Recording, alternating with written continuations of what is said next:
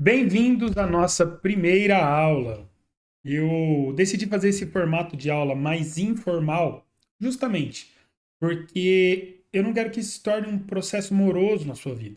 Pelo contrário, da mesma forma que eu descobri um prazer imenso ao escrever essa apostila, eu quero que nós partilhemos de um prazer gigante em aprender juntos. Conto com você, hein? E a nossa primeira aula, ela se chama A Certeza da Salvação. Você tem certeza da sua salvação? Eu cresci em um lar cristão, eu cresci em um lar onde eu aprendi uma religião, eu aprendi princípios, e graças ao bom Jesus eu fui ensinado quando era pequeno. Porque mesmo na minha adolescência, quando eu vinha me desviar, eu mantive alguns princípios. Claro que não existe como viver com um pé no barco e outro no barranco. Isso não existe. Todavia, esses princípios me resguardaram durante a minha vida. Mas no fundo, um dia eu parei para pensar e eu não tinha certeza da minha salvação. A minha salvação era algo muito mais ligado à religião e muito menos em acreditar na pessoa de Cristo como meu amigo, como meu único e suficiente Salvador. Repetir o bordão religioso não garante sermos salvos. Mas vamos para a palavra? Porque eu encontro todas as respostas da vida quando eu estou estudando a própria psicologia. Eu me deleito na palavra de Deus. Vamos comigo? Primeiro ponto é a importância da chegada de Cristo na humanidade. Cristo veio para essa terra há 2024 anos e marcou a humanidade. Tanto que o próprio tempo, a nossa percepção cronológica, foi dividida entre antes de Cristo e depois de Cristo. O que isso nos apresenta? Nos apresenta que a importância de Jesus vai muito além da própria religião cristã por si só. Não, Jesus veio para marcar a história da humanidade. Ele foi o homem, ele foi Deus, ele foi não, correção, ele é Deus. Ele se fez homem, mesmo sendo Deus. E isso mudou o rumo da humanidade. Quando nós olhamos o AC, ou seja, o antes de Cristo, e o DC, depois de Cristo, nós podemos fazer uma divisão espiritualmente falando entre o tempo da lei e o tempo da graça. A graça ela não veio para desfazer a lei, mas ela veio para elevar o nível daquilo que era simplesmente uma regra. Vou te dar um exemplo muito prático. A lei dizia não adulterarás, né? Não cobice a mulher do seu vizinho, enfim. O adultério era punível com a morte. Quando Jesus vem, o nível sobe. Régua da graça, por mais que algumas pessoas entendam a graça de uma maneira libertina, e aí eu já falo que não é graça, é uma desgraça, é maior do que a da lei. Por quê? Jesus disse: se você só pensar e na sua mente cobiçar essa mulher, você já pecou. Na lei, o pecado era consumado no ato. Na graça, o pecado é consumado na mente. Todavia, nós temos acesso direto ao Pai. No Antigo Testamento, ou seja, no tempo da lei, Deus, o Espírito Santo, só se manifestava em três tipos, né, em três classes de pessoas: profetas, reis e sacerdotes. Hoje, nós temos o privilégio, através do sacrifício de Cristo, o véu se rompe e nós temos livre acesso ao reino de Deus. Mas quando nós paramos para pensar na nossa vida, a nossa vida ela é um testemunho vivo, né? O testemunho é o testamento de algo que nós vivemos. Então, quando foi que você conheceu Jesus? Quando foi que você nasceu em Cristo? Quando nós nascemos, nós recebemos um documento que certifica fulano de tal, no meu caso, Danilo Barbosa, nasceu em hospital X, na cidade tal, na hora tal, no dia tal. Ali tem registros muito precisos de como eu nasci, quantos quilos eu tive, enfim. Na nossa vida espiritual é a mesma coisa. Eu cresci, como dito anteriormente, num lar cristão. Eu cresci nesse lar onde eu fui ensinado regras, onde eu fui ensinado costumes, enfim. Mas a minha experiência com Cristo, ela veio muitos anos depois. Eu já havia sido batizado, mas batizado por conveniência. Dá licença um pouquinho, porque ficou frio aqui dentro. Como eu disse, essa aula é para ser uma aula como se eu estivesse conversando com você pessoalmente. Eu não consigo fazer de outra forma. E foi uma construção de uma religião. Mas há 9 anos atrás, no ano de 2015, se não me engano, eu sou péssimo com datas, tá? Minha parte que lembra das coisas é a Gabriela, ela tá lá dentro. Mas se não me engano, no mês de junho de 2015, e se eu pegar o calendário, eu acho exatamente qual foi o domingo. Eu sei exatamente o lugar que eu estava, em Campo Grande, quem é de Campo Grande. Eu estava na rua Rui Barbosa, depois de cruzar a Avenida Mato Grosso. E naquele momento eu tive um embate com Deus. Não tinha músicas, não tinha aplausos, ou seja, olhando pelo lado psicológico, eu não tinha nenhum tipo de estímulo externo que me levasse a me sensibilizar emocionalmente. Mas naquele momento, eu questionei se Deus era real. Naquele minuto, eu questionei se Jesus Cristo era realmente real. Sabe o que eu fiz? Eu disse exatamente isso. Eu não acredito que você é real. Para mim, você é uma religião. Abre aspas, é a minha fala, tá? E dentro da minha ignorância, e graças ao bom Jesus, a Bíblia diz que Deus não leva em consideração os tempos da ignorância. Eu falei, Jesus, se você for real, eu te permito, entra na minha vida e muda a minha história. Naquele momento eu fui tomado de um amor tão grande. Eu hoje consigo falar sem me emocionar, mas eu lembro de contar esse ocorrido alguns dias depois para minha mãe, e eu não conseguia contar sem chorar. Chorei no meio do restaurante, um bafafá. Mas naquele momento eu senti um amor que foi transcendental. Para mim existia uma pessoa dentro daquele carro comigo. E naquele dia eu descobri que Cristo era real. E eu disse que eu não perco mais um dia da minha vida longe da tua presença. E passaram-se 9 anos, quase 10. E para mim foram, como diz, né, Jacó, para mim foram poucos dias do tanto que eu amei Jesus Cristo. Porque Deus é amor e Jesus Cristo é amor. Lá no livro de João 3,16, um texto muito conhecido, diz: Porque Deus amou o mundo de tal maneira que deu o seu Filho unigênito, para que todo aquele que nele crê não pereça, mas tenha vida eterna. Pois Deus enviou o seu Filho ao mundo, não para condenar o mundo, mas para que este fosse salvo por meio dele. Quem crê não é condenado, mas quem não crê já está condenado, por não crer no nome do Filho unigênito de Deus. Eu cria na religião. Eu acreditava que existia um Deus, mas eu não me relacionava com esse Jesus. Esse Jesus era uma figura distante, era uma figura até punitiva, porque eu me via neste lugar de condenação. E esse é o ponto. Jesus não quer esse tipo de relacionamento. Jesus não é um noivo abusivo. Né? Existe essa figura entre o noivo e a noiva, né? A noiva de Cristo é a igreja. Jesus não é esse noivo abusivo. Pelo contrário, Jesus Cristo é amor. E o amor de Deus, dentro das nomenclaturas dos amores, né? O eros, o filéu, o amor de Deus é o amor ágape. É uma expressão perfeita de amor. O amor de Deus, ele tem um nome único porque ele é único. Nós não podemos comparar ele como o amor de um pai, como o amor de um irmão. Não, o amor de Deus, ele é único. Lá no livro de Atos 16, no versículo 30, diz: Então os levou para fora e perguntou: Senhores, o que devo fazer para ser salvo? E eles lhe responderam: Crê no Senhor Jesus e serão salvos você e a sua casa.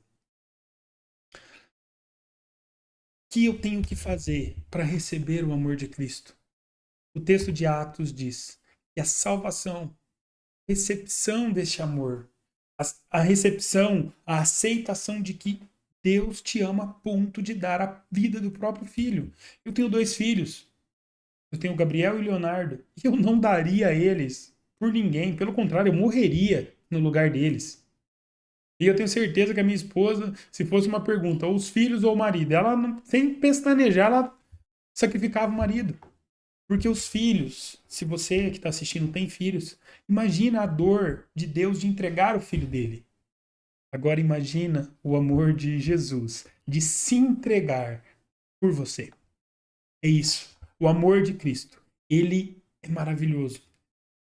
Nesse texto, em Atos, um centurião perguntava o que ele tinha que fazer para receber a salvação de Cristo, para ser participante dessa graça que fez aqueles homens não saírem da prisão, o que colocaria a vida dele, né, na guilhotina, ali no cheque. A graça e o amor de Cristo transcende tudo que você pode imaginar. E eu te digo, nós, sim, temos acesso a essa graça. Nós temos acesso ao Espírito de Deus. Quem é Jesus? Qual é a identidade desse Salvador? Qual é a identidade de Cristo? Jesus Cristo, ele é o Emanuel. Muito lindo, porque mais para frente nós vamos ter um módulo só sobre bibliologia, explicando, né, como pode um livro com tantos anos de escritura, né, que ele foi constituído ao longo de tantos anos, por tantos autores, ter correlações tão grandes, não ter divergências entre si. A Bíblia canônica, aquilo que é canon, aquilo que nós entendemos que é inspirado por Deus. Homens escreveram inspirado por Deus. Mas lá no livro de Isaías 7,14, diz assim: por isso, o Senhor mesmo lhe darás um sinal.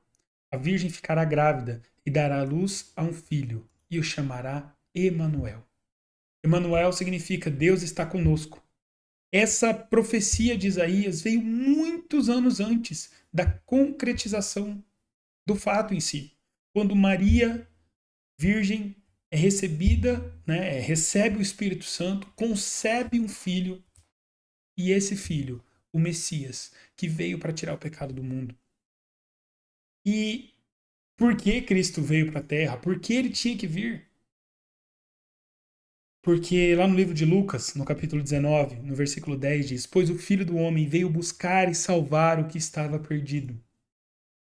Jesus, ele veio por você. Jesus veio pela tua vida. Jesus veio, e eu me emociono falando disso, porque ele veio para resgatar a mim. Ele veio para resgatar você. Eu me imagino naquela cruz. Jesus viu a sua vida. Jesus viu sua família. Jesus viu o seu chamado, o seu futuro. E valeu a pena. E valeu a pena. Alguém uma vez, faço um parênteses, me perguntou: mas você não acredita que outras pessoas na Terra tenham sido torturadas mais do que Jesus Cristo naquela cruz? Eu falei: olha, eu acredito. Fisicamente, perdão. Fisicamente, sim. Talvez outras pessoas tenham sofrido torturas durante dias, durante meses, durante anos. Mas nenhuma tinha o poder de parar a hora que quisesse.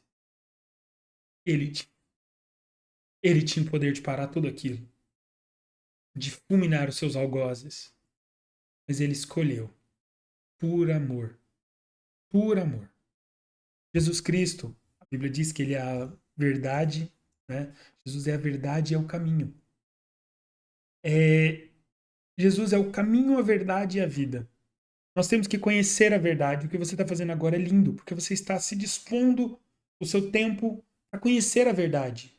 Quando você conhece a verdade, você pode andar no caminho.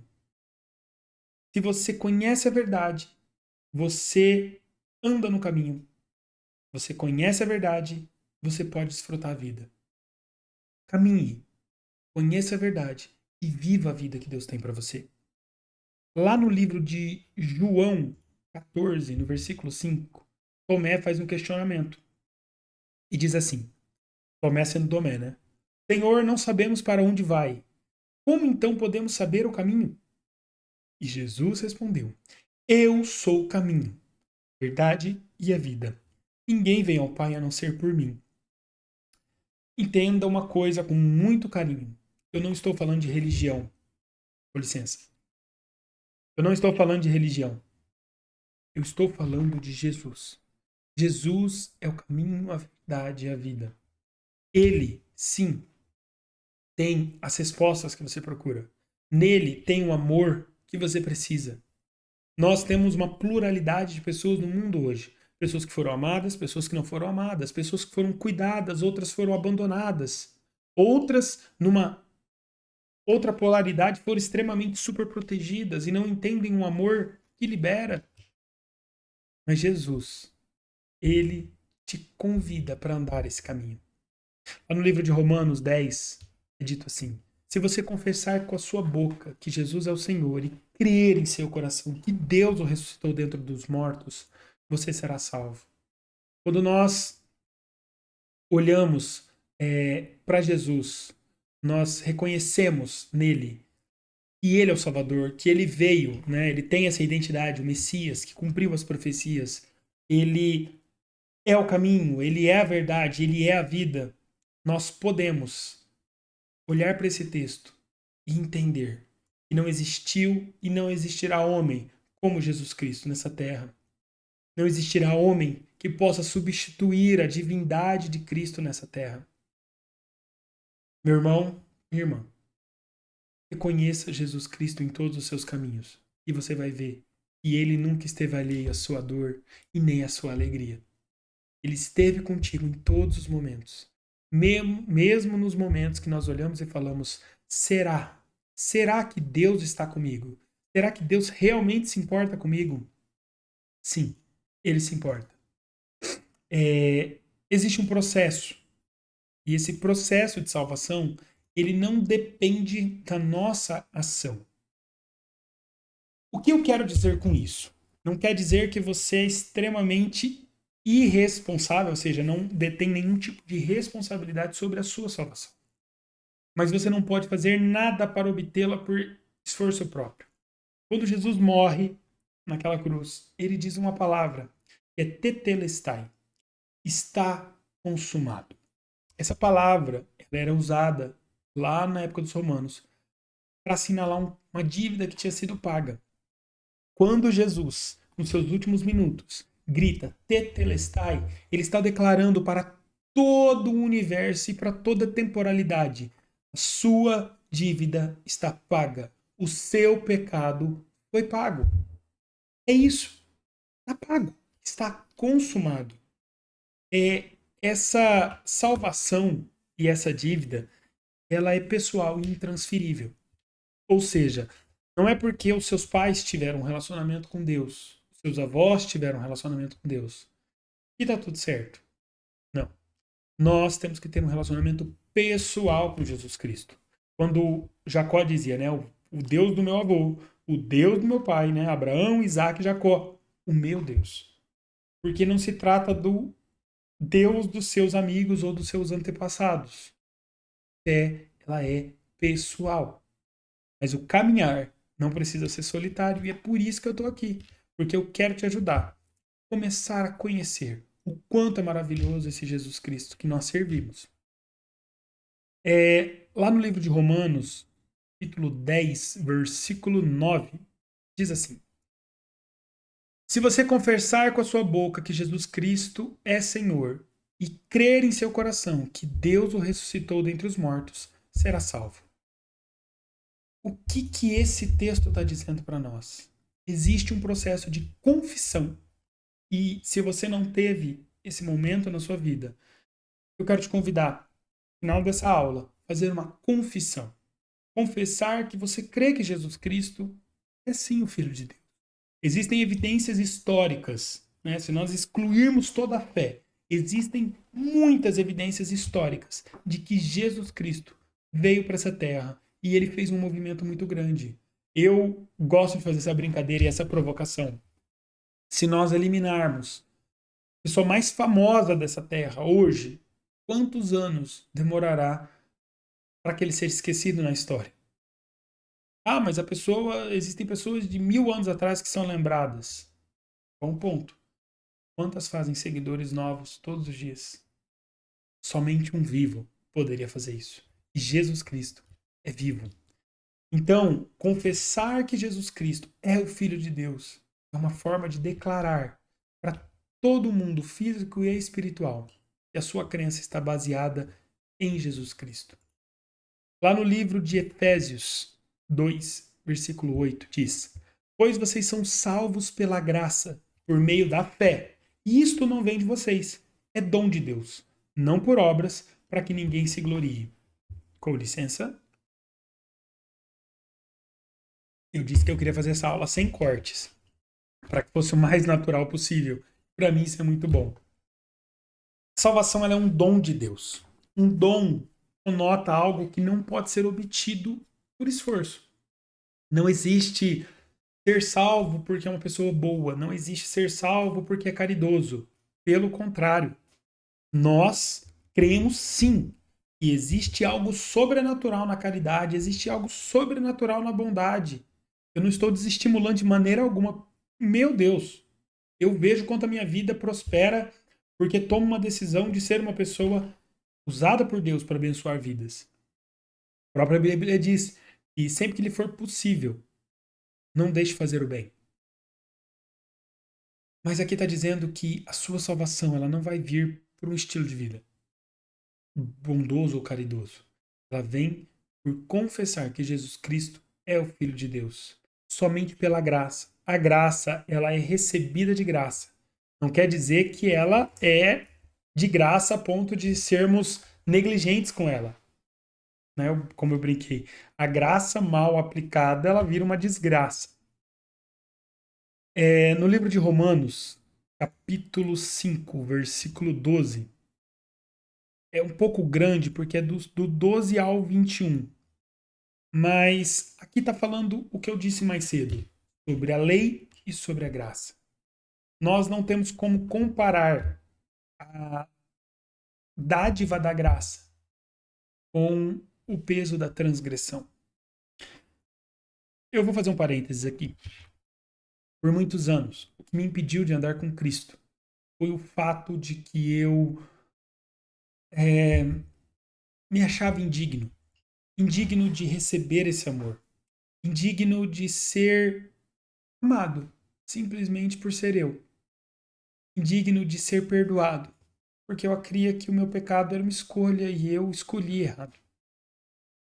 Mas quando eu entendi a dádiva da graça e eu entendi que não era pela minha capacidade, mas era pela capacidade de Deus ilimitada, como ficou leve receber esse amor. Nós, na palavra de Deus, né, nesse livro de Romanos, nesse texto de Romanos, diz que o pecado entrou através de um homem, que foi Adão. Mas também através de um homem existiu a possibilidade de redenção, que é Jesus. Essa graça é o que Cristo tem para nós. Essa graça é o que Deus deseja para a sua vida.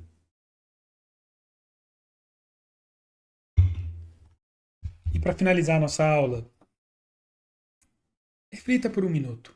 Quando foi que você recebeu essa graça? Quando foi que você reconheceu Jesus em seus caminhos, reconheceu que Ele te ama e que Ele quer você? Ele não te comprou porque não tinha restos, porque não tinha outra coisa. Ele pagou um preço muito alto pela sua vida. Lembra desse momento? Acorda. Como diz o salmista, né? Eu quero trazer à memória aquilo que me traz esperança. Lembre do momento que você aceitou. E se você não aceitou e está assistindo esse vídeo, meu Deus, como eu queria estar perto de você para te dar um abraço. Agora é o momento de confessar que Jesus Cristo é o Filho de Deus. O amor de Deus se manifestou em Jesus Cristo e através de Cristo nós podemos receber esse amor. Nós podemos receber esse abraço. A identidade de Cristo, ela foi publicamente, né? Existem testemunhas. Os evangelhos são estudos históricos, né? São testemunhas oculares da manifestação do Filho de Deus. Quando o Espírito Santo diz que, em voz alta, né? Ele desce sobre Cristo e a voz que vem do céu diz: esse é o meu Filho amado, de quem eu me comprazo. A identidade de Cristo como Salvador e Redentor foi afirmada naquele momento.